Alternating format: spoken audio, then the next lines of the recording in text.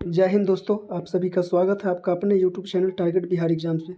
तो कैसे हैं आप सभी? आशा करते हैं कि आप सभी स्वस्थ होंगे और अपनी पढ़ाई अच्छे से कर रहे होंगे। तो दोस्तों, आज जो हमारा टॉपिक है वो जीव विज्ञान में कोशिका विज्ञान का टॉपिक है। और हर एग्जाम में और बिहार पुलिस और बिहार दरोगा जैसे खास एग्जामों में देखिएगा, कोशिका विज्ञान से 2 से 3 क्वेश्चन हर हाल में रहते हैं। तो हम आज आपको जो है विथ थ्योरी कोशिका विज्ञान पूरा बताने वाले हैं। 1 या 2 वीडियो में इसको जो है पूरी तरह समाप्त कर दिया जाएगा, जिससे आपके एक भी क्वेश्चन जो है यहाँ से छूटने वाले नहीं हैं। ठीक है, तो चलिए शुरू करते हैं। सबसे पहले हम यहाँ देखेंगे साइटोलॉजी। कोशिका विज्ञान होता क्या? साइटोलॉजी, साइटोलॉजी का अर्थ होता है कोशिका विज्ञान। क्या मतलब है कि देखिए, जीव विज्ञान की वह शाखा, जीव विज्ञान क्या है? विज्ञान की एक शाखा है जीव विज्ञान। तो कोशिका विज्ञान क्या है? कोशिका विज्ञान है कि जीव विज्ञान की एक शाखा है, जिसमें हम किसके बारे में अध्ययन करते हैं? कोशिका के बारे में अध्ययन करते हैं। ठीक है, उसे हम साइटोलॉजी कहते हैं या कोशिका विज्ञान कहते हैं। तो यहाँ से हमारा एक थ्योरी क्लियर हो गया कि साइटोलॉजी में किसका अध्ययन किया जाता है, तो कोशिका के बारे में अध्ययन किया जाता है, साइटोलॉजी। ठीक है, अब साइटोलॉजी के जो ब्रांच होते हैं उसमें हम कोशिका के बारे में अध्ययन करते हैं। ये तो साइटोलॉजी जो है, या साइटो टर्म क्या है? लैटिन टर्म है। ठीक है, लैटिन वर्ड है साइटो, जिसका मतलब जो है अनुवाद किया जाए तो किस उसका अर्थ क्या होता है? सेल होता है। और सेल को हम लोग क्या कहते हैं? कोशिका कहते हैं। यहाँ तक आप लोग को दिक्कत नहीं है। साइटो क्या है? लैटिन वर्ड है। इसको हम लोग अनुवाद करेंगे तो अपने भाषा में क्या हो जाएगा? सेल हो जाएगा। और सेल को हिंदी में क्या कहते हैं? कोशिका कहते हैं। फिर एक टर्म आता है ओलॉजी या लॉजी। इसका अर्थ होता है अध्ययन करना। ठीक है, ओलॉजी या लॉजी का अर्थ क्या होता है? अध्ययन करना। तो क्या है? कोशिका के बारे में ही अध्ययन करना साइटोलॉजी कहलाता है। यहाँ तो कोई दिक्कत आप लोग को नहीं होगा। ठीक है, चलिए अब आगे हम लोग देखते हैं। अब आगे क्या देखेंगे? यह साइटोलॉजी टर्म है, यह किसने दिया था? तो देखिए, साइटोलॉजी जो टर्म है यह हटविंग नाम के वैज्ञानिक द्वारा दिया गया था। हटविंग नाम के साइंटिस्ट के द्वारा जो है यह टर्म दिया गया था, साइटोलॉजी। यह आपसे क्वेश्चन पूछ सकता है कि साइटोलॉजी टर्म किसने दिया था, तो हटविंग आप लगा सकते हैं, आंसर यह सही होगा। ठीक है, यहाँ से हम लोग एक परिभाषा को क्लियर कर लिए। जीव विज्ञान की वह शाखा जिसमें हम कोशिका के बारे में अध्ययन करते हैं, साइटोलॉजी कहलाता है। ठीक है, अब आपसे क्वेश्चन बनेगा, who is father of cytology? Who is father of cytology? तो कोशिका विज्ञान के पिता या कोशिका विज्ञान के जनक किसे कहेंगे? तो कोशिका विज्ञान के जो जनक हो जाएंगे वो रॉबर्ट हुक हो जाएंगे। ठीक है, इन्होंने क्या किया था? सेल की खोज की थी। कब की थी सेल की खोज? तो 1665 ईस्वी में देखिएगा, यह सेल की खोज किए थे। कब किए थे? 1665 में। याद रखिएगा, बहुत बार क्वेश्चन पूछता है कोशिका के जनक किसे कहा जाता है? तो रॉबर्ट हुक को कहा जाता है। और कब खोज की गई थी कोशिका की? तो 1665 ईस्वी में की गई थी। और किस प्रकार की कोशिका की खोज की गई थी? तो मृत कोशिका की खोज की गई थी। यह भी याद रखिएगा आप लोग। ठीक है, चलिए फिर आगे बढ़ते हैं। अब है लिविंग बॉडी। वहाँ पे किस प्रकार का सेल की खोज हुआ था? डेड सेल की। लेकिन कोशिका तो भाई जिंदा भी होते हैं ना, तो जीवित कोशिका की खोज किसने किया था? जैसे हमारे शरीर में कुछ कोशिका जो जीवित है, तभी तो हम भी जीवित है। तो जीवित कोशिका की खोज किसने किया था? तो एक लिविंग बॉडी को लेते हैं। मान लीजिए जैसे हमारा बॉडी क्या लिविंग है, सजीव है। अब देखिए, सजीव का बॉडी, सबसे पहले बात, कोई भी सजीव इस दुनिया में या यूनिवर्स में कोई भी सजीव है तो वो किसका बना होगा? सेल का बना होगा। ठीक है, कोई भी सजीव बना होगा तो वो किसका बना होगा? सेल का बना होगा। अगर आप लोग को इसका बेसिक अगर समझ में नहीं आया होगा तो एक लाइव सेक्शन में जाइएगा, वहाँ पे 3 वीडियो होगा जो बायोलॉजी का बेसिक का डाला हुआ है। ठीक है, वहाँ पे आप लोग को बेहतर समझ में आ जाएगा। तो कोई भी सजीव है वो किसका बना होगा? सेल का बना होगा। अब बताइए, सेल हुआ, यह सेल अपने आप को क्या करता है? डिवाइड कर रहा है। तो जिसके द्वारा डिवाइड करता है, जिस विधि के द्वारा डिवाइड करता है, उसे सेल डिवीजन या कोशिका विभाजन कहते हैं। अब देखिए, एक सेल हुआ, यह सेल अपने आप को इस प्रकार से डिवाइड करेगा, यहाँ पे 2 सेल बनाएगा। फिर ये दोनों अपने आप को डिवाइड करेगा, फिर ऐसे बनाएगा, ऐसे ऐसे बनाएगा। तो यहाँ पे क्या, बहुत सारे सेल बन गए। फिर ये डिवाइड करेगा, ये डिवाइड करेगा, तो यहाँ पे क्या होगा? ग्रुप ऑफ सेल बनेगा। तो ग्रुप ऑफ सेल को ही हमने क्या कहा है? यहाँ पे टिश्यू कहा है। एक बार क्वेश्चन पूछ दिया था कि उत्तक किसे कहते हैं, एकदम छोटा सा प्रश्न है। तो कोशिका के समूह को उत्तक कहते हैं। और उत्तक से क्या बनेगा? उत्तक तंत्र बनेगा, जिसे हम लोग बोलते हैं टिश्यू सिस्टम। टिश्यू सिस्टम से फिर आगे क्या बनेगा? ऑर्गन बनेगा, जिसे हम बोलते हैं अंग। और अंग से क्या बनेगा? ऑर्गन सिस्टम, जिसे बोलते हैं अंग तंत्र। ठीक है, अंग तंत्र, अंग तंत्र का क्या बनेगा? एक लिविंग बॉडी का निर्माण हो जाता है। तो क्या प्रोसेस है? सबसे पहली बात हम क्या जानते हैं? कोई भी सजीव है वह सेल का बना होगा। सेल बनेगा तो सेल अपने आप को डिवाइड करेगा, तो बहुत सारे सेल आपस में जुड़कर अपना जो ग्रुप बनाएंगे वो क्या हो जाएंगे, टिश्यू कहलाएंगे, उत्तक कहलाएंगे। उत्तक से क्या बनेगा, उत्तक तंत्र बनेगा। उत्तक तंत्र से क्या बनेगा, ऑर्गन बनेगा।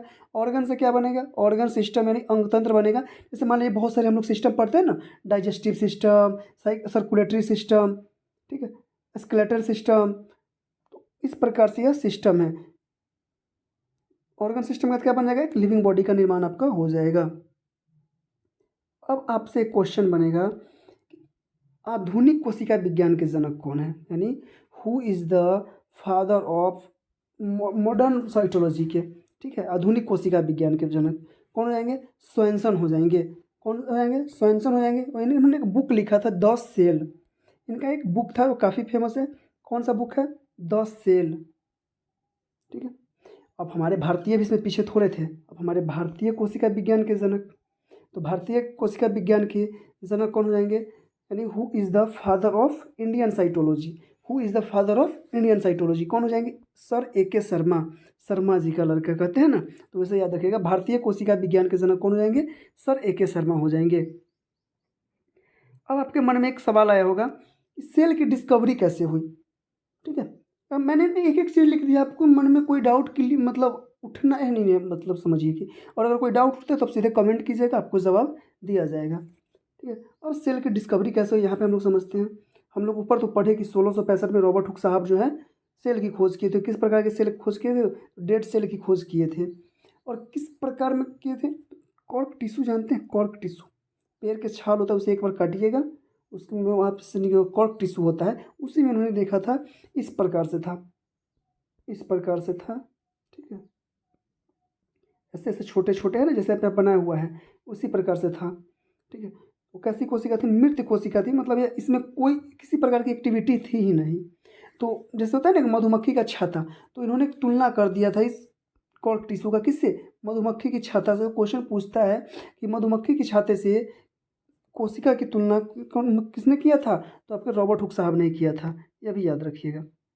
अब चलते हैं जीवित कोशिका पे, ठीक है, बहुत सारा डेड सेल हो गया। अब आते हैं लिविंग सेल पे।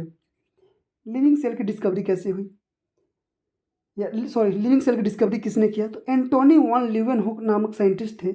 इन्होंने जो है लिविंग सेल की डिस्कवरी की, जीवित कोशिका की खोज की। और किस किस में देखा था सबसे पहले इन्होंने, तो बैक्टीरिया में देखा था, बैक्टीरिया की सेल में खोज किया था। जीवित कोशिका इस प्रकार का होता है, देखिएगा, ठीक है, जीवित कोशिका इस प्रकार का होता है। इनके बारे में एक कहानी है, ये अपने गार्डन में एक बार जो है पानी दे रहे थे, ठीक है, तो उसी टाइम बारिश आ गई, बारिश आ गई, इससे बहुत सारे मिट्टी जो है इनके नाखून में फंस गए थे। और इन्होंने देखा कि मिट्टी कुछ अजीब टाइप की थी, मतलब चिपचिपा टाइप का था इनके अंदर मिट्टी। तो साइंटिस्ट आदमी थे, बहुत ज़्यादा क्यूरोसिटी थी कि आखिर यह चिपचिपा क्यों है। तो इन्होंने क्या किया, अपने ले गए प्रयोगशाला में और उसे अपने इलेक्ट्रॉन माइक्रोस्कोप के नीचे रख कर देखा। पहले तो भाई माइक्रोस्कोप थे ना, उन्होंने अपना खुद से बनाया हुआ कोई माइक्रोस्कोप होगा, उसके नीचे रख कर इसमें देखा कि कुछ इस प्रकार की एक्टिविटी मतलब जो है था, जो लिविंग सेल की एक्टिविटी थी, ठीक है। तो यहीं से लिविंग सेल की खोज हुई। और इनका एक बुक भी था, उस बुक का क्या नाम है, the secrets of nature. The secret of nature book का नाम इंग्लिश में होगा, हिंदी में होगा तो क्या हो जाएगा, प्रकृति के रहस्य, लेकिन इनका बुक इंग्लिश में नाम याद रखिएगा। एंटोनी वन लीeuwenhoek के बुक का क्या नाम था, तो द सीक्रेट्स ऑफ नेचर। और इन्होंने सिर्फ बैक्टीरिया की खोज ही नहीं की थी, स्पर्म सेल आपसे पूछे, प्रोटोजोआ सेल पूछे, आरबीसी की खोज आपसे पूछे, एंटोनी वन लीeuwenhoek यानी रेड ब्लड सेल, बैक्टीरिया की खोज किसने किया, तो वह अपने अपने थे, एंटोनी वन लीeuwenhoek साहब ने किया था, ठीक है। अब देखिए बहुत सारे चीज़ मतलब हो गई, कोशिका के बारे में बहुत सारी चीज़ पता चल गया। तो अब बहुत सारे वैज्ञानिक उठ कर आए और सेल थ्योरी देने लगे। जैसे मान लें अपने एज में क्या कोरोना आया था, तो कोरोना आया तो क्या, कोरोना की टीका बनाने के लिए बहुत सारे देश और बहुत सारे देश के वैज्ञानिक एक्टिव हो गए थे कि मैं इसका टीका पहले बनाऊंगा, तो मैं बनाऊंगा, इसी प्रकार से उस टाइम में हुआ होगा। तो जब कोशिका के बारे में इतना चीज़ पता हो गया, पहले सोचिए कि पहले कुछ पता नहीं था, अब डेड सेल लिविंग सेल सब पता हो गया, तो अब उन्होंने सेल थ्योरी के बारे में और सारे वैज्ञानिक और बताने लगे। इसी के बीच में एक स्टेटमेंट दिया था रॉबर्ट हुक साहब ने। क्या दिया था स्टेटमेंट, कि सजीवों की शरीर की सबसे छोटी इकाई सेल होती है। सजीवों की शरीर की सबसे छोटी इकाई क्या होती है, सेल होती है, यानी कोशिका होती है। स्टेटमेंट रॉबर्ट हुक साहब का था। अब 1824 का समय आता है जिसमें डिट्रोचेट डिट्रोचेट ने कहा कि जो कोशिका की समूह है उसे उत्तक कहेंगे। तो जो कोशिका का समूह था उसे उत्तक किसने कहा था? तो डिट्रोचेट साहब ने कहा था। तो ये भी याद रखिएगा। अब 1838-39 का समय आता है। दो वैज्ञानिक थे, सेल्डन एंड स्वन। दो वैज्ञानिक थे, सेल्डन एंड स्वन। तो इन्होंने क्या स्टेटमेंट दिया, बहुत यह स्टेटमेंट बहुत पुख्ता था, इसलिए इनको जो है सेल थ्योरी का फादर कहा जाने लगा। इन्होंने कहा कि जितने भी सजीव बने हैं वो सेल तथा सेल के उत्पाद से बने हैं। अब मान लीजिए जैसे मेरा हाथ है, तो ये ऑटोमेटिक सेल से बना है, और सेल के ही प्रोडक्ट से और हाथ का मतलब आगे बना है। तो वही बात इन्होंने कहना चाहा कि सेल तथा सेल के उत्पाद से बने हुए हैं, ठीक है, जितने भी सजीव हैं। यह बात काफ़ी जेन्युइन लगा और काफ़ी पुख्ता लगे, इसलिए इनको क्या कह दिया गया? Father of cell theory. Father of cell theory किसे कहा जाता है? तो सेल्डन एंड स्वन को कहा जाता है फादर ऑफ सेल थ्योरी। यह भी याद रखिएगा। यह क्वेश्चन आपसे पूछता है कि who is the father of cell theory, तो कौन हो जाएंगे? Who is the father of cell theory कौन हो जाएंगे? आपका सेल्डन एंड स्वन हो जाएंगे। अब 1855 का समय आता है, जिसमें आते हैं रडोल्फ विर्चो। 1855 में कौन आते हैं? Rudolf Virchow. इन्होंने लैटिन भाषा में एक शब्द दिया, ओमनी सेलुला ए सेलुला। ओमनी सेलुला ए सेलुला। ओमनी का मतलब होता है प्री एग्जिस्टिंग, यानी पहले से। प्री एग्जिस्टिंग यानी पहले से, और सेलुला जो है लैटिन वर्ड है। तो सेलुला को क्या बोलते हैं? सेल बोलते हैं। और ई का अर्थ होता है टू, फिर सेलुला का अर्थ होता है सेल। तो कहा है इन्होंने, डिट्रोचेट साहब ने, कि पुरानी कोशिका से ही नई कोशिका का निर्माण होता है। हुआ ना? जैसे मान लीजिए ओल्ड सेल हुआ, अभी अपने आप को डिवाइड करेगा, यहाँ पे दो नए सेल बना। तो वही इन्होंने कहना चाहा 1855 में, रुडोल्फ विर्चो ने कहा कि जितने भी नई कोशिका है वो किससे बने हैं? तो पुरानी कोशिका से बने हैं। ठीक है, वही चीज़ यहाँ पे लिखा हुआ है, old cell and new cell. आपको एक एक चीज़ यहाँ पे लिखा हुआ, आप लोग एक बार पीडीएफ भी आपको टेलीग्राम पे डाल दिया जाएगा। टेलीग्राम का लिंक डिस्क्रिप्शन में दिया हुआ रहेगा, वहाँ से आप लोग ज्वाइन कर लीजिए, आपको पीडीएफ फ्री में प्राप्त हो जाएगा। वहाँ से भी आप लोग एक बार देख सकते हैं। ठीक है, अब यहाँ पे हम लोग नोट में कुछ बातें देखेंगे, और यह एग्जाम में बहुत भी आई है, बहुत बार पूछा हुआ है।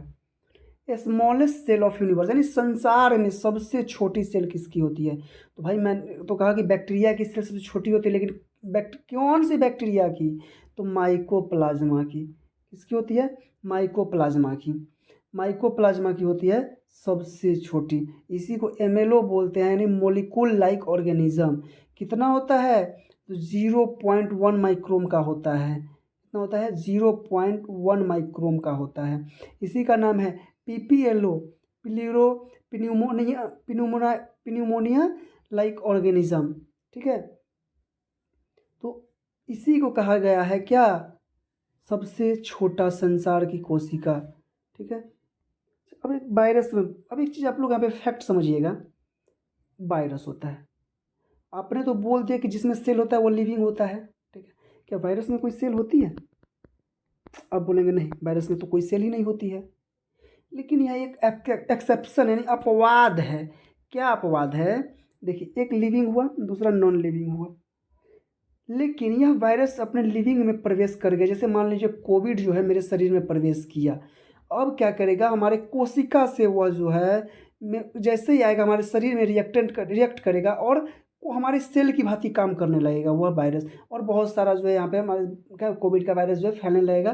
फिर हम जहाँ जाएंगे वहाँ पे उस सभी को क्या होगा? कोरोना का वायरस जहाँ तहाँ होगा फैलने लगेगा। तो वही चीज़ होता है कि वायरस के अंदर अपना खुद का सेल तो है नहीं, लेकिन ये जब लिविंग में आते हैं तो लिविंग के कैरेक्टर का पालन करने लगते हैं। इसलिए वायरस को क्या माना गया? अपवाद माना गया है। और इसे कहा गया है लिविंग एंड नॉन लिविंग के बीच का कनेक्टिंग लिंक, यानी संयोजक कड़ी माना गया है। यह क्वेश्चन आपसे पूछता है लिविंग एंड नॉन लिविंग के बीच में का कनेक्टिंग लिंक किसे कहा गया है, या संयोजक कड़ी किसे कहा गया है? तो आप वहाँ पे आंसर लगाएंगे, वायरस को कहा गया है। ठीक है, और देखिए होस्ट सेल। होस्ट सेल कौन होता है? जिसके अंदर वायरस आता है उसे होस्ट सेल कहते हैं। जैसे मान लीजिए हमारे शरीर में आया वायरस, अब हम क्या हो जाएंगे? मेरा जो सेल हो जाएगा उसके लिए क्या हो जाएगा? होस्ट सेल हो जाएगा। पोषित कोशिका उसके जो उसके पोषित करे, उसी को होस्ट सेल कहते हैं। ठीक है ना? ये देखिए एक्सेप्शन ऑफ सेल थ्योरी है वायरस। एक्सेप्शन ऑफ सेल कोशिका सिद्धांत। उसका सिद्धांत क्या कहा है? कोई भी सजीव बना है वो सेल और सेल के प्रोडक्ट से बना है, लेकिन वायरस में तो कोई सेल और सेल का प्रोडक्ट है ही नहीं, इसलिए इसे क्या कहा गया है? अपवाद माना गया है। ठीक है, माइकोप्लाज्मा जो सब संसार की सबसे छोटी कोशिका है, इसे जोकर भी कहा जाता है क्योंकि यह अपना आकार और आकृति बदलते रहता है। ठीक है, ये अपना आकार और आकृति क्या होता है, बदलते रहता है। अब अगला है largest cell of universe. Largest cell of universe यानी सबसे लंबी कोशिका संसार में किसका हो जाएगा, तो शुतुरमुर्ग के अंडे का हो जाएगा। 150 mm से लेकर 170 mm तक का होता है। 150 mm से लेकर 170 mm तक का होता है। ठीक है, अब ह्यूमन बॉडी में आ जाइए। Longest cell of human body, longest cell of human body किसका होता है, ब्रेन सेल का होता है। और ब्रेन में भी किसका होता है, तो न्यूरॉन या नर्व सेल होता है। ठीक है, न्यूरॉन या नर्व सेल का होता है। Smallest cell of human body, H B यानी ह्यूमन बॉडी, तो सबसे स्मॉलेस्ट पूछेगा तो स्पर्म सेल होगा। ठीक है, और largest cell of human body, सबसे लंबी कोशिका अगर ह्यूमन बॉडी का पूछेगा तो ओवम सेल होता है यानी अंडाणु होता है।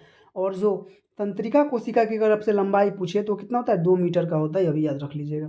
ठीक है, अब यहाँ से हम लोग पढ़ेंगे टाइप्स ऑफ सेल। सेल कितने प्रकार के होते हैं। इस संसार में सेल 2 प्रकार के होंगे, या तो वह यूकैरियोट होंगे या प्रोकैरियोट होंगे। प्रोकैरियोटिक सेल होंगे या यूकैरियोटिक सेल होंगे। जो प्रोकैरियोट सेल से बने होंगे वो प्रोकैरियोटिक कहलाएंगे, और जो यूकैरियोट सेल से बने होंगे वो यूकैरियोटिक सेल कहलाएंगे। ठीक है, देखिए यह क्या है, प्रोकैरियोटिक सेल। प्रो का मतलब होता है प्रिमिटिव यानी प्राचीन। ठीक है, और कैरियोटिक का अर्थ होता है न्यूक्लियस, और सेल का अर्थ होता है कोशिका। ठीक है, और यूकैरियोटिक, यू का अर्थ होता है न्यू, और कैरियोटिक का अर्थ होता है न्यूक्लियस, और सेल का अर्थ होता है कोशिका। यह तो आप लोग समझ गए होंगे। देखिए अब क्या होता है, ध्यान से देखिएगा आप यहाँ पे। न्यूक्लियस जो होता है इसमें प्राचीन है, पुराना है, तो इसमें न्यूक्लियस क्या होता है, ऑब्सेंट होता है न्यूक्लियस। या थोड़ा बहुत न्यूक्लियस कभी कभी बना भी तो वह कैसा बनेगा, इमिच्योर बनेगा, इमिच्योर बनेगा। लेकिन यूकैरियोटिक में देखिएगा कि न्यूक्लियस जो हमेशा प्रेजेंट होता है यानी मैच्योर होता है। ये चीज़ याद रखिएगा। आपसे क्वेश्चन पूछेगा किस प्रकार की कोशिका में केंद्रक नहीं पाया जाता है। न्यूक्लियस का अर्थ क्या होता है, केंद्रक। तो आप पूछेगा किस प्रकार की कोशिका में केंद्रक नहीं पाया जाता है, तो जितने प्रोकैरियोटिक टाइप के सेल होंगे उसमें केंद्रक क्या होते हैं, अब्सेंट होते हैं, या अगर थोड़ा बहुत बनते हैं तो इमेच्योर बनते हैं। लेकिन किस प्रकार की कोशिका में केंद्रक पाए जाते हैं, तो वो न्यूक्लियस में पाए जाते हैं, यह याद रखिएगा। ठीक है, यहाँ पे देखिए लिखा हुआ है न्यूक्लियर मेम्ब्रेन इज अब्सेंट, यानी जो केंद्रक झिल्ली होती है अभी अब्सेंट। अब मान लीजिए यह कोशिका है, कोशिका के अंदर यहाँ पे केंद्रक बना ही नहीं, तो इसमें केंद्रक झिल्ली कहाँ से होगा, होगा ही नहीं, तो इसलिए इसमें क्या अब्सेंट है। लेकिन इसमें न्यूक्लियर मेम्ब्रेन इज प्रेजेंट, क्योंकि यह कोशिका है, कोशिका के अंदर केंद्रक है, केंद्रक के अंदर यह न्यूक्लियर मेम्ब्रेन है, केंद्रक झिल्ली है। अब यहाँ पे देखिएगा example of prokaryotic, bacteria cell. Bacterial cell जितने भी होंगे उसमें क्या होते हैं, न्यूक्लियर नहीं पाए जाते हैं, यानी आप किस प्रकार के हो जाएंगे, प्रोकैरियोट टाइप के हो जाएंगे। ठीक है, ब्लू ग्रीन एल्गी या साइनोबैक्टीरिया, ये सब क्या है, प्रोकैरियोटिक सेल है। इसमें न्यूक्लियस नहीं पाया जाता है, केंद्रक नहीं पाया जाता है। लेकिन अगर यूकैरियोटिक का देखिएगा एग्जाम्पल, एल्गी सेल। ये भाई ब्लू ग्रीन एल्गी और एल्गी अलग है, अभी से ही क्लियर कर लीजिए। Fungus cell, plant cell, animal cell. Animal cell में हम लोग आ जाएंगे, जितने भी गाय भैंस कुत्ता बिल्ली बकरी आदमी जितने भी आते हैं वो सब किस में आते हैं, एनिमल सेल में ही आते हैं। इसलिए हम लोग के अंदर क्या होता है, केंद्रक होता है, केंद्रक झिल्ली होता है। लेकिन ये बैक्टीरिया ब्लू ग्रीन एल्गी ये सब के अंदर केंद्रक नहीं होता है। ठीक है, एक साइड लिखिए प्रोकैरियोट और एक साइड है यूकैरियोट। प्रोकैरियोट का जो जेनेटिक मटेरियल होता है वो सर्कुलर एंड सिंगल हेलिक्स होता है, जिसे न्यूक्लियोड कहा जाता है। क्या कहा जाता है, न्यूक्लियोड कहा जाता है। देखिए ये सर्कुलर बेस है, ठीक है, और सिंगल हेलिक्स से बना हुआ ना, ऐसे ऐसे सिंगल हेलिक्स से बना हुआ है। इसे क्या कहा गया है, न्यूक्लियोड कहा गया है या जिनोफर कहा गया है। ठीक है, लेकिन यूकैरियोट्स का, यू का मतलब यूकैरियोट्स, प्रो का मतलब प्रोकैरियोट्स। यह देखिएगा इसका जेनेटिक मटेरियल डीएनए होता है, और यह केंद्रक में पाया जाता है और डबल हेलिक्स होता है। तो आपने देखा होगा जो डीएनए होता है वो इस प्रकार से होता है। तो डीएनए कैसा होता है, डबल हेलिक्स होता है। और डीएनए के बारे में आगे ही बताएंगे, इसका व्यास कितना होता है। ठीक है, इस इतना से इतना दूर का कितना व्यास होता है। फिर इसमें जो बीच में होता है ए बराबर यू, सी बराबर C double bond, C triple bond जी, ये सब आगे बताएंगे, आप टेंशन मत लीजिए। तो वहाँ पे और ज़्यादा बेहतर समझ में आएगा। ठीक है, तो यहाँ पे क्या समझ में आ गया, प्रोकैरियोट्स का जो होता है जेनेटिक मटेरियल वो सर्कुलर होता है और सिंगल हेलिक्स होता है। क्वेश्चन आपसे पूछेगा कि किसका जेनेटिक मटेरियल सिंगल हेलिक्स होता है, तो प्रोकैरियोटिक सेल का होता है। लेकिन यूकैरियोटिक सेल का जो डीएनए, यूकैरियोटिक सेल का जो जेनेटिक मटेरियल होता है वो क्या होता है, डीएनए होता है, और डीएनए हमेशा डबल हेलिक्स होता है, याद रखिएगा। इसमें हिस्टोन प्रोटीन नहीं पाए जाते हैं, प्रोकैरियोटिक में हिस्टोन प्रोटीन नहीं पाए जाते हैं, लेकिन इसमें हिस्टोन प्रोटीन पाया जाता है। और हिस्टोन प्रोटीन का काम हमेशा याद रखिएगा, वो डीएनए को पैक करता है। जैसे मान लीजिए डीएनए इस प्रकार से होता है ना, तो यहीं से इस प्रकार से डीएनए बढ़ने लगता है, तो इसी को इस प्रकार से पैक करके ऐसे ऐसे गोल गोल इसको जो है बांध कर रखता है हिस्टोन प्रोटीन। ठीक है, यह याद रखिएगा।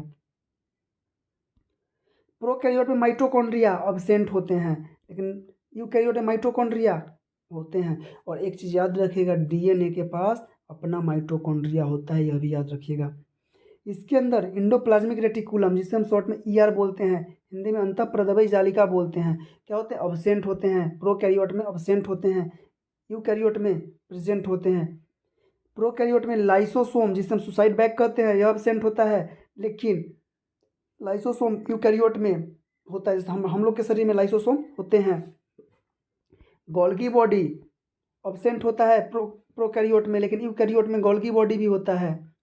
राइबोसोम्स, अब देखिए राइबोसोम्स दोनों में होता है, प्रोकैरियोट में भी होता है और यूकैरियोट में भी राइबोसोम होता है। लेकिन यहाँ पे डिफरेंस सिर्फ एक है कि इसमें राइबोसोम प्रोकैरियोट में 70S होता है और यूकैरियोट में 80S होता है राइबोसोम, यह याद रखिएगा हमेशा। इसका जो सेल वॉल होता है वो पेप्टिडोग्लाइकोन का बना होता है। ठीक है, सेल वॉल इसका क्या बना होता है, पेप्टिडोग्लाइकोन का बना होता है, याद रखिएगा। यहाँ पे नोट में एक चीज़ लिखा गया है कि माइटोकॉन्ड्रिया की तुलना प्रोकैरियोटिक सेल से करते हैं। ठीक है, हम माइटोकॉन्ड्रिया की तुलना जो है किससे करते हैं, प्रोकैरियोटिक सेल से करते हैं। या क्यों करते हैं ये सब आगे आपको पता चल जाएगा। ठीक है, अब आगे देखिए, हमने आपको पढ़ाया था प्रोटोप्लाज्म। अगर बेसिक वाला लाइव वाला वीडियो आप लोग देखें तो प्रोटोप्लाज्म आप लोग जो है अच्छे से समझ गए होंगे।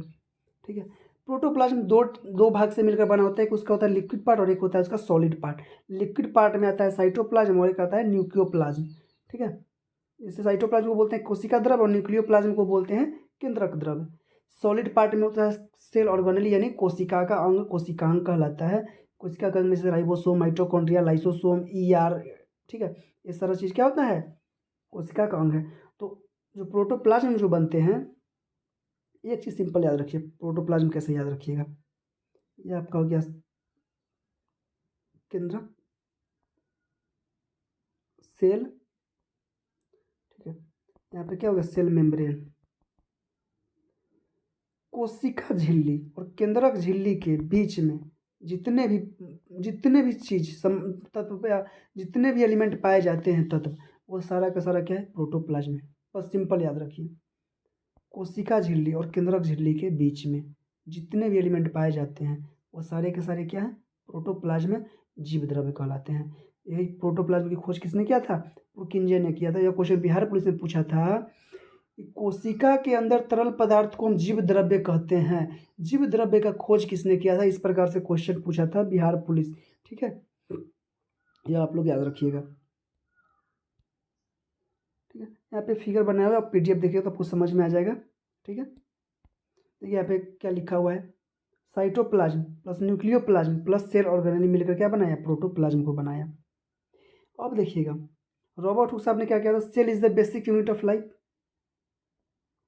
सजीवों के शरीर की सबसे छोटी इकाई क्या है, कोशिका है।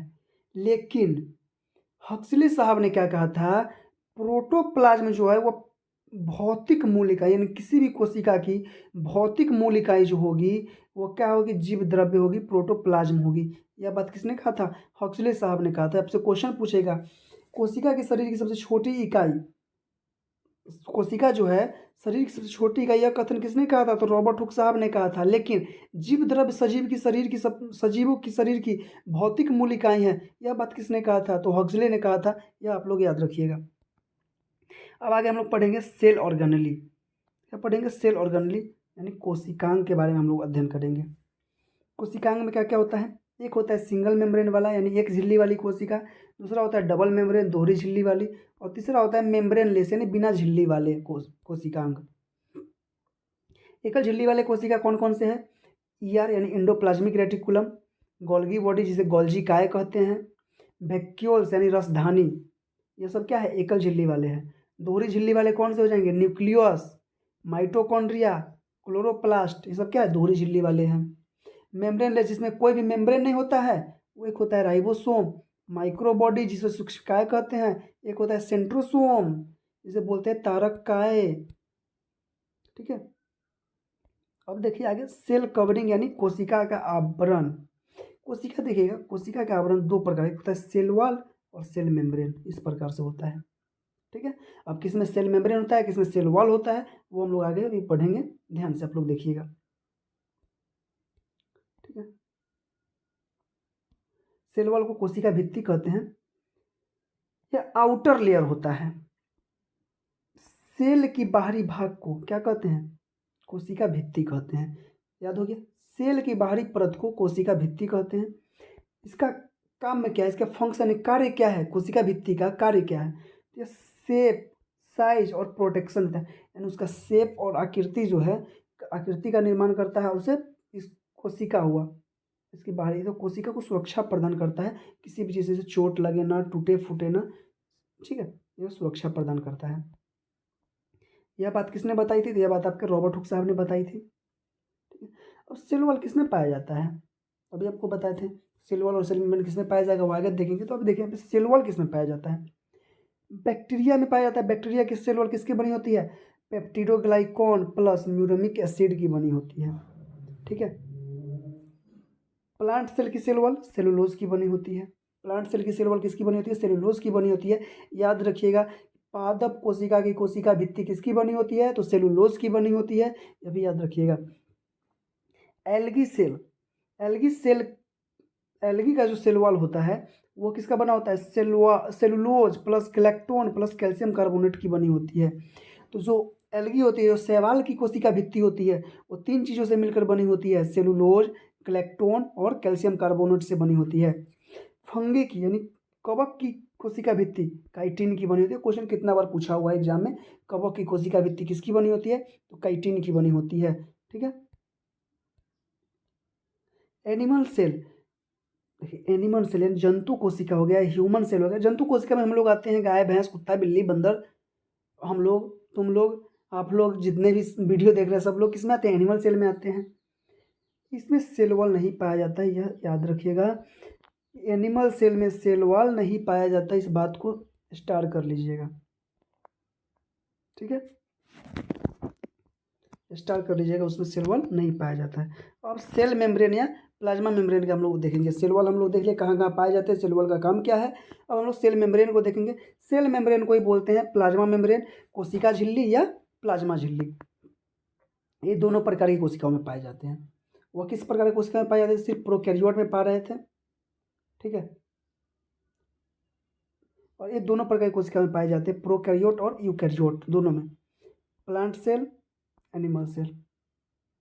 सेल वॉल, देखिए प्लांट सेल में जो आउटर भाग होता है सेल वॉल कहते हैं, और इनर जो सेल होता है उसमें सेल मेम्ब्रेन पाया जाता है।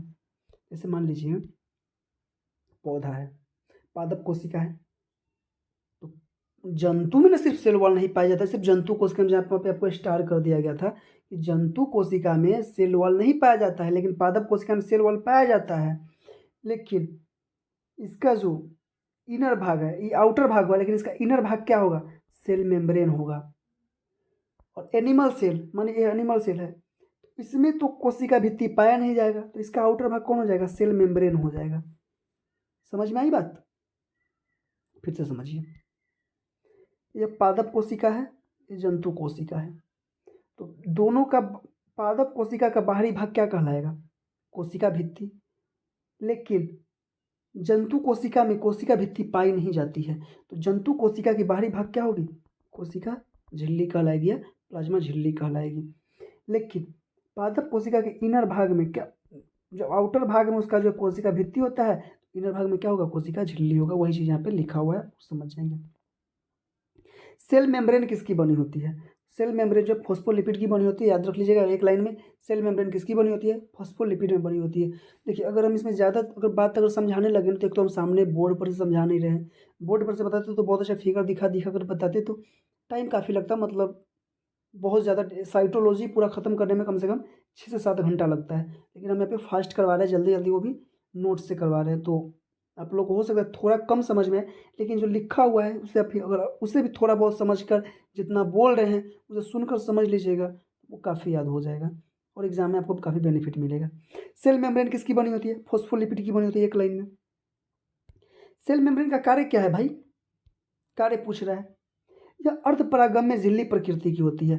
अर्धपरागम्य झिल्ली यानी सेलेक्टिव पार्टिकल को अंदर बाहर करना। जैसे मान लीजिए यहाँ पे देखिए, यहाँ पे बना हुआ है, इसके ऊपर 2 परत होती है, ये सेल मेम्ब्रेन है, 2 परत हो गया, ऐसे ऐसे हुआ, इस प्रकार से होता है।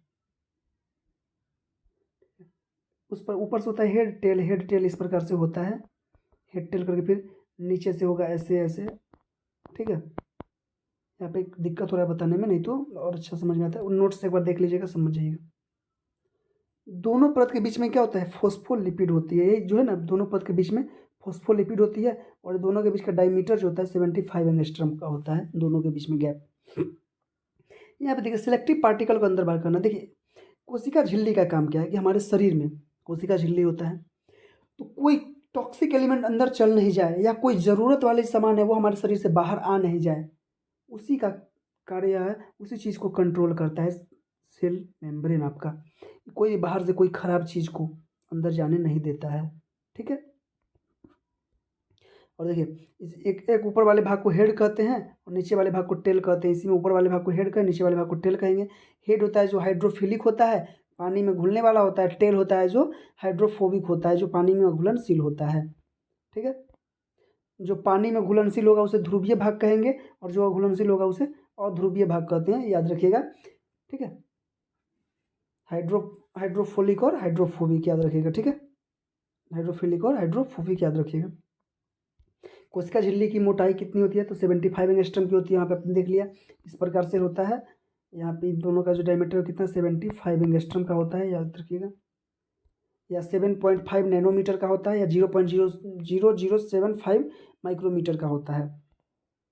अगला क्वेश्चन, सबसे पहले सेल मेम्ब्रेन को किसने देखा? तो ग्रेंडल साहब ने देखे थे। सबसे पहले सेल मेम्ब्रेन को किसने देखा था? तो ग्रेंडल साहब ने देखा था। कहाँ पर देखा था? तो आरबीसी में देखे थे। लेकिन सेल मेम्ब्रेन की आपसे खोज पूछे कि हु इज, तो जो डिस्कवरी ऑफ सेल मेम्ब्रेन, ठीक है, सेल मेम्ब्रेन की खोज किसने किया था? तो वह जगह पर क्रेमर और नेगेली ने किया था। कौन किया था? क्रेमर और नेगेली ने किया था सेल मेम्ब्रेन की खोज, और एक मॉडल दिया था, ठीक है। मॉडल किसने दिया था सेल मेम्ब्रेन को समझने के लिए? सिंगर एंड निकोलसन एक फ्लूइड मोज़ेक मॉडल दिया था सेल मेम्ब्रेन को समझने के लिए। जो इस प्रकार से होता है, इसके अंदर फ्लूइड, ठीक है, तो इसी के नाम पर दे दिया था फ्लूइड मोज़ेक मॉडल। कौन दिया था? तो सिंगर एंड निकोलसन ने दिया था। अब आगे हम लोग पढ़ेंगे न्यूक्लियस, केंद्रक के बारे में पढ़ेंगे, है ना। ये सेल हुआ, सेल के अंदर न्यूक्लियस है, इसी के बारे में पढ़ेंगे। न्यूक्लियस किसमें पाया जाता है? यूकैरियोटिक टाइप के सेल में न्यूक्लियस पाया जाता है, याद रखिएगा। केंद्रक की खोज किसने किया था? तो रॉबर्ट ब्राउन ने किया था। टर्म भी किसने दिया था? तो रॉबर्ट ब्राउन ने दिया था। आपसे क्वेश्चन पूछेगा केंद्रक शब्द या केंद्रक की खोज किसने किया था? तो रॉबर्ट ब्राउन ने किया था। 1831 में। क्या पूछता नहीं है, लेकिन याद रखिएगा 1831 में किया था, और ऑर्किड प्लांट सेल में हुआ था। किसमें हुआ था? तो ऑर्किड प्लांट सेल में हुआ था। न्यूक्लियस को सेल का ब्रेन, कंट्रोलर या मैनेजर कहते हैं। न्यूक्लियस को जो है, केंद्रक को सेल का कंट्रोलर कहते हैं। यानी सेल को कंट्रोल कौन करता है, यानी कोशिका को कंट्रोल कौन करता है? तो कौन करता है? आपका न्यूक्लियस करता है। जैसे हमारे शरीर को कौन कंट्रोल करता है? हमारा ब्रेन करता है। किसी ऑफिस को, किसी कंपनी को कौन कंट्रोल करता है? मैनेजर करता है। उसी प्रकार से कोशिका को, सेल को कंट्रोल कौन करता है? तो आपका जो है न्यूक्लियस करता है सेल को कंट्रोल। इसलिए क्या कहा गया? सेल का ब्रेन, कंट्रोलर या मैनेजर कहा गया है, ठीक है। न्यूक्लियस का अध्ययन कैरियोलॉजी ब्रांच में करते हैं। जिस प्रकार कोशिका का अध्ययन हम लोग साइटोलॉजी के ब्रांच में करते हैं, उसी प्रकार न्यूक्लियस का अध्ययन किसमें करते हैं? कैरियोलॉजी ब्रांच में करते हैं, ठीक है। एक क्वेश्चन स्टार्ट कर लीजिए अब यहाँ पे। आरबीसी में न्यूक्लियस नहीं होता है, रेड ब्लड सेल में न्यूक्लियस नहीं होता है। आप लोग कमेंट में जवाब देंगे आरबीसी का जीवन काल कितना होता है। न्यूक्लियस क्या है? सेल का सबसे बड़ा भाग। आपसे क्वेश्चन पूछेगा सेल का सबसे बड़ा भाग कौन हो जाएगा? न्यूक्लियस हो जाएगा। अब फिगर दिखाने का यहाँ पे ऑप्शन नहीं मिल रहा है बोर्ड पे, नहीं तो अभी आपको दिखाते ना। सेल में देखिएगा कि सबसे बड़ा भाग में जो होता है न्यूक्लियस ही होता है, थोड़ा सा ज़्यादा समझ में आता है। केंद्रक के कितने भाग होते हैं? 4 भाग होते हैं। इसका रंग किस कलर का होता है? डार्क पर्पल कलर का होता है, डार्क पर्पल कलर का। केंद्रक के 4 भाग होते हैं। सबसे पहले क्या होते हैं? एक होते हैं न्यूक्लियर मेम्ब्रेन। यह न्यूक्लियस को सुरक्षा प्रदान करता है। न्यूक्लियर मेम्ब्रेन का काम क्या है? न्यूक्लियस को सुरक्षा प्रदान करना। जिस प्रकार सेल मेम्ब्रेन का काम था कोशिका को सुरक्षा प्रदान करना, उसी प्रकार न्यूक्लियर मेम्ब्रेन का काम है केंद्रक को सुरक्षा प्रदान करना। और यह किसकी बनी होती है? लिपोप्रोटीन की बनी होती है। ठीक है, यानी केंद्रक झिल्ली जो होती है वो किसकी बनी होती है? लिपोप्रोटीन की बनी होती है, याद रखिएगा। न्यूक्लियोप्लाज्म। न्यूक्लियोप्लाज्म क्या होता है? न्यूक्लियस के अंदर जो तरल पदार्थ होता है, इसी के अंदर आरएनए प्लस प्रोटीन होता है। जो न्यूक्लियोप्लाज्म होता है न्यूक्लियस के अंदर होता है। ठीक है, इसी में क्या होता है? आरएनए और प्रोटीन होता है। ये सब आपको बताएंगे आगे। ठीक है, धैर्य रखिए। तो क्या हो जाएगा? न्यूक्लियस के अंदर जो तरल पदार्थ पाए जाते हैं उसे हम न्यूक्लियोप्लाज्म कहते हैं, और इसी के अंदर आरएनए और प्रोटीन होती है। तीसरा होता है न्यूक्लियोलस, जिसे बोलते हैं केंद्रिका। ये सब केंद्रक के भाग हैं। केंद्रक के बीचों बीच डार्क कलर की संरचना होती है। यह केंद्रक हुआ, इसके बीचों बीच एक डार्क कलर की इस प्रकार संरचना होती है। ठीक है, जिसे केंद्रिका कहते हैं। और यह विजुअल कब होगा? तो इसे अगर आपको देखना है तो सेल डिवीजन के समय ये दिखता है। यानी आपको अगर इसे देखना होगा तो जब कोशिका अपने आप को विभाजन कर रहा होगा, या उस टाइम आप इसे देख सकते हैं। ठीक है, चलिए चौथा है क्रोमेटिन। क्रोमेटिन यानी धागे नुमा संरचना। यहीं से आगे डीएनए तथा क्रोमोसोम का निर्माण होता है, याद रखिएगा। सेल के केंद्रक के अंदर 2 प्रकार के न्यूक्लिक अम्ल पाए जाते हैं। 2 प्रकार के न्यूक्लिक अम्ल पाए जाते हैं, कौन कौन से? एक डीएनए और एक आरएनए। डीऑक्सी न्यूक्लिक एसिड और राइबो न्यूक्लिक एसिड, ये 2 प्रकार के जो है सेल के अंदर न्यूक्लिक अम्ल पाए जाते हैं। आपसे क्वेश्चन पूछेगा सेल के अंदर किस प्रकार के अम्ल पाए जाते हैं, तो एक न्यूक्लिक अम्ल पाए जाते हैं। तो न्यूक्लिक अम्ल कौन कौन से? तो डीएनए और आरएनए। डीएनए आरएनए का फुल फॉर्म देख लिए। डीएनए का होता है डीऑक्सी न्यूक्लिक एसिड और आरएनए का होता है राइबो न्यूक्लिक एसिड। आपसे क्वेश्चन पूछेगा न्यूक्लिक अम्ल की खोज किसने किया था? न्यूक्लिक अम्ल की जो खोज किया था वो फ्रेडरिक एंड मिसर ने किया था। फ्रेडरिक एंड मिसर ने किया था, याद रखिएगा। फ्रेडरिक मिसर ने किया था न्यूक्लिक अम्ल की खोज। देखिए यहाँ पे डीएनए है और एक आरएनए है। डीएनए कैसा है? Double helix model. कौन दिया था? वाटसन ने, क्रिक्स ने दिया था डबल हेलिक्स मॉडल। याद रखिएगा, बहुत बार पूछा हुआ क्वेश्चन है, भी आई है, स्टार कर लीजिएगा इसे। यहाँ पे स्टार किया हुआ है ना। डबल हेलिक्स मॉडल डीएनए का कौन दिया था? तो वाटसन एंड क्रिक ने दिया था। और आरएनए का सिंगल हेलिक्स मॉडल किसने दिया था? तो ये फ्रेडरिक मिसर ने दिया था, जो न्यूक्लिक अम्ल की खोज किए थे। ठीक है, डीएनए तथा आरएनए पॉलीन्यूक्लियोटाइड के बने होते हैं। पॉली मतलब बहुत ज़्यादा, तो बहुत ज़्यादा न्यूक्लियोटाइड के बने होते हैं। बहुत सारे न्यूक्लियोटाइड मिलकर क्या बनाते हैं? डीएनए और आरएनए। और न्यूक्लियोटाइड किसके बने होते हैं वो भी देख लीजिए। तो न्यूक्लियोटाइड बनता है शुगर का, फॉस्फोरिक एसिड का, नाइट्रोजीनियस कुछ बेस मिलेंगे, उसे मिलाकर न्यूक्लियोटाइड्स बनेंगे। और यह बहुत सारे न्यूक्लियोटाइड्स होंगे, तब बनेंगे डीएनए प्लस आरएनए। ठीक है, और डीएनए और आरएनए में किस प्रकार के शुगर पाए जाते हैं? तो राइबोस शुगर पाए जाते हैं। राइबोस शुगर कौन? तो एकमात्र पेंटोज से बोलते हैं ना, पेंटोज, 5 को पेंटोज बोलते हैं। उसी प्रकार से इसमें कौन सा शुगर पाया जाता है? पेंटोज। जैसे हम लोग ग्लूकोज का जानते हैं C6H12O6, C6 को हेक्सोन बोलते हैं। उसी प्रकार से इसमें कार्बन का कोई 6 हुआ है तो हेक्सोन बोलते हैं। उसी प्रकार से इसमें कार्बन की मात्रा 5 है, इसे पेंटोज बोलते हैं। तो डीएनए तथा आरएनए में किस प्रकार के शुगर पाए जाते हैं? पेंटोज शुगर पाए जाते हैं। डीएनए में 2 राइबोज होते हैं और आरएनए में 1 राइबोज होते हैं, याद रखिएगा।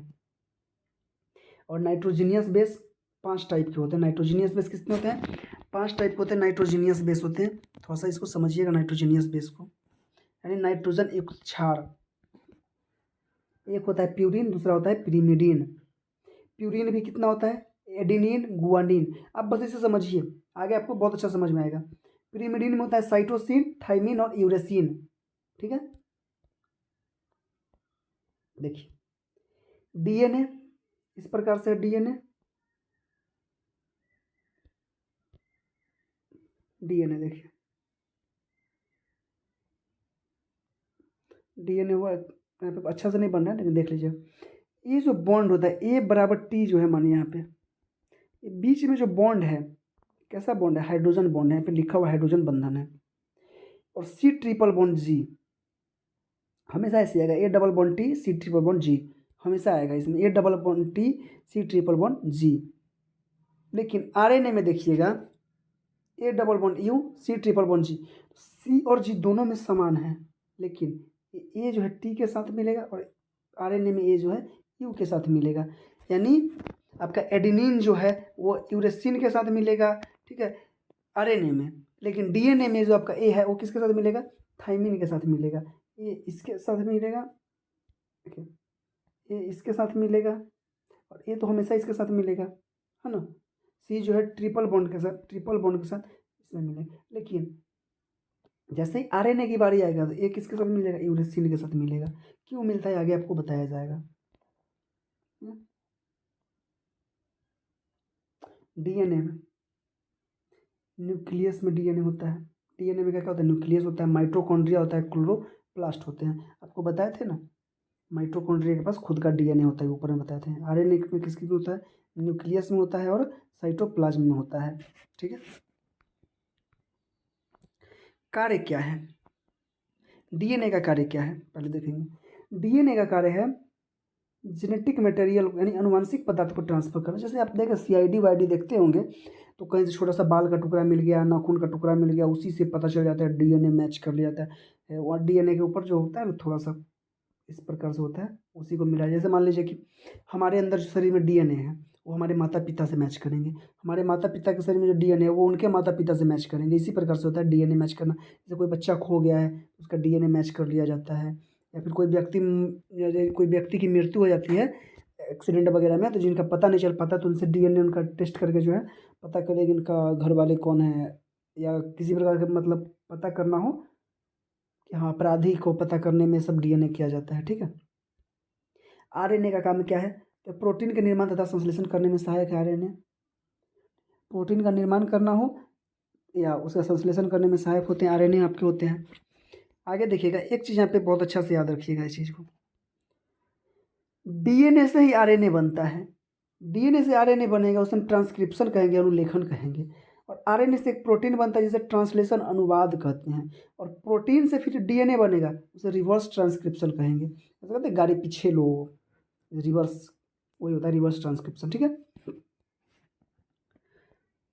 RNA 3 टाइप के होते हैं, एक होता है मैसेंजर RNA, एक होता है राइबोस RNA और एक होता है ट्रांसफर RNA, यानी mRNA, rRNA, tRNA होता है, ठीक है। DNA को देखेंगे, DNA देखिए इस प्रकार से होता है। DNA का एक हेलिक्स पूर्ण होता है तब 34 एंगस्ट्रम, पूरा ना पूरा बताएंगे। देखिए ये DNA जो होता है पूरा या 20 एंगस्ट्रम का इसका डायमीटर होता है। क्वेश्चन आपसे पूछता है DNA का दोनों हेलिक्स के बीच में जो डायमीटर होता है, दोनों हेलिक्स के बीच का व्यास कितना होता है, तो आप बताएंगे 20 एंगस्ट्रम। लेकिन DNA का एक हेलिक्स पूर्ण यानी यहाँ से यहाँ तक पूर्ण होने में कितना एंगस्ट्रम होता है, 34 एंगस्ट्रम होता है। और इन दोनों के बीच में जो अंतर होता है वो 3.4 एंगस्ट्रम का होता है। तो आप लोग यहाँ पे बता सकते हैं 3.4 इंटू 10 करेंगे तो 34, यानी एक हेलिक्स पूर्ण करने में कितना होगा, 10, ठीक है। DNA के ऊपर हिस्टोन प्रोटीन पाया जाता है, RNA के ऊपर नहीं पाए जाते हिस्टोन प्रोटीन। हिस्टोन प्रोटीन का काम आपको बताए थे। हिस्टोन प्रोटीन का काम क्या था, DNA को पैक करना। इस प्रकार से DNA होता है और ऐसे ऐसे बनने लगता है, जैसे पैक करने का, ऐसे पकड़ के पैक कर देता है हिस्टोन प्रोटीन, ठीक है। वही लिखा हुआ है, हिस्टोन प्रोटीन DNA को पैक करने का काम करता है। और पैक होने के बाद वही DNA क्रोमोसोम कहलाता है।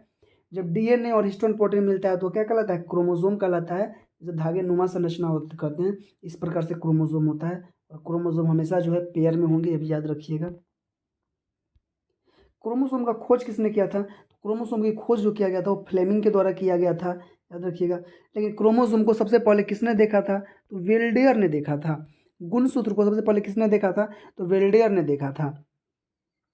क्रोमोसोम सेल डिवीजन के समय दिखता है, ये भी याद रखिएगा। क्रोमोसोम जो है वो कब दिखता है, तो सेल डिवीजन के समय दिखता है।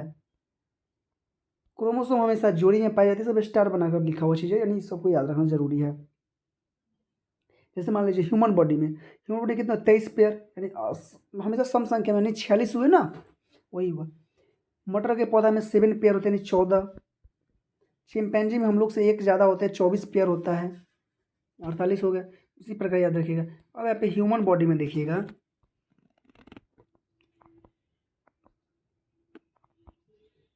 ह्यूमन बॉडी आप लोग थोड़ा सा देखिएगा, समझने का प्रयास कीजिए। अब आगे हम लोग देख रहे हैं ह्यूमन बॉडी देख रहे हैं। जैसे ह्यूमन बॉडी में क्या था कि 23 पेयर गुणसूत्र पाए जाते हैं। कितने पेयर पाए? 23 पेयर। और 23 पेयर को क्या बोलते हैं? 46 हम लोग बोलेंगे संख्या में। लेकिन यह 23 पेयर कितने भाग में बटेंगे? 2 भाग में। एक हो गए ऑटोसोम और दूसरा होता है एलोसोम। ऑटोसोम ऑटोसोम जो लड़का लड़की दोनों में तो समान गुणसूत्र इतने तो आएंगे ही आएंगे, लड़का हो या लड़की। यह 44 जो गुणसूत्र है यानी 22 पेयर है, एक्स एक्स ए होगा, यह तो हमेशा आएंगे ही आएंगे, चाहे वो लड़का हो या लड़की हो। लेकिन एलोसोम ये क्या होता है? अलग अलग होता है। एक होता है मेल का और एक होता है फीमेल का। फीमेल का क्या होता है? एक्स एक्स होता है और मेल का क्या होगा? एक्स वाई होगा। यह हमेशा जो है अलग होता है, जिसे हम लोग बोलते हैं एलोसोम। तो आपसे क्वेश्चन पूछता है ऑटोसोम्स की संख्या कितनी होती है, तो 22 पेयर लगाएंगे, और एलोसोम की संख्या पूछेगा तो 1 पेयर लगाएंगे। ठीक है, और वह 1 पेयर कौन सा होता है? एक्स वाई होता है। अब आप लोग हमें कमेंट करके बताएंगे, अगर मान लीजिए यह 44 गुणसूत्र तो आएंगे ही आएंगे ना, प्लस एक फादर का एक्स गुणसूत्र और मदर का एक्स गुणसूत्र आया। क्यों? फादर में एक्स वाई पाया जाता है। अब यहाँ से फादर का एक गुणसूत्र आया एक्स और मदर का आया एक्स, तो यहाँ पे जो बेबी होगी वो क्या होगी? गर्ल्स होगी, यानी लड़की होगी। लेकिन यहाँ पे एक देखिए 44 गुणसूत्र समान है दोनों में। अब पापा का एक्स वाई, मम्मी का एक्स एक्स, एक पापा से आ गया वाई और मम्मी से आ गया एक्स, तो यह बेबी बॉय होगा। क्या होगा? बॉय होगा, है ना। वही चीज़ यहाँ पे बताया गया है। फादर का अगर वाई गुणसूत्र आएगा और मदर का एक्स आएगा तो बॉय, और फादर का भी एक्स और मदर का भी एक्स आएगा तो वह बेबी क्या होगी? गर्ल्स होगी। तो यहाँ तक आप लोग को कोई दिक्कत नहीं हुआ होगा। उम्मीद करते हैं कि आप लोग को वीडियो अच्छा लगा और काफ़ी बेनिफिट मतलब जो इससे मिलेगा। अगर आप लोग को ज़्यादा बेनिफिट होती है तो आप लोग का कमेंट कीजिएगा, इसका नेक्स्ट पार्ट भी जल्दी अपलोड कर दिया जाएगा, और अगले पार्ट में आपका पूरा साइटोलॉजी को समाप्त कर दिया जाएगा दूसरे पार्ट में। अगर यहाँ तक आप लोग को समझ में आए, क्योंकि अगर आप लोग कमेंट करेंगे और आप लोग को समझ में आएगा तभी आगे वीडियो बनाने का मतलब है, नहीं तो कोई फ़ायदा है नहीं। तो इससे अच्छा है आप लोग एक बार वीडियो को देखिए पूरा, और वीडियो ज़्यादा लंबा ना हो जाए इसलिए फास्ट किया गया है और थोड़ा बहुत कम एक्सप्लेन किया गया है, इसलिए आप लोग की शिकायत ना हो। अगर आप लोग बोलेंगे तो नेक्स्ट वीडियो में एक्सप्लेनेशन काफ़ी अच्छा से किया जाएगा। ठीक है, तो मिलते हैं नेक्स्ट वीडियो में। तब तक के लिए आप सभी को जय हिंद। और अगर हमारे चैनल पर नए आए हैं तो चैनल को एक बार सब्सक्राइब जरूर कर लीजिएगा, और यह PDF प्राप्त करने के लिए डिस्क्रिप्शन में टेलीग्राम का लिंक दिया हुआ है, वहाँ से आप लोग ज्वाइन कर सकते हैं। धन्यवाद।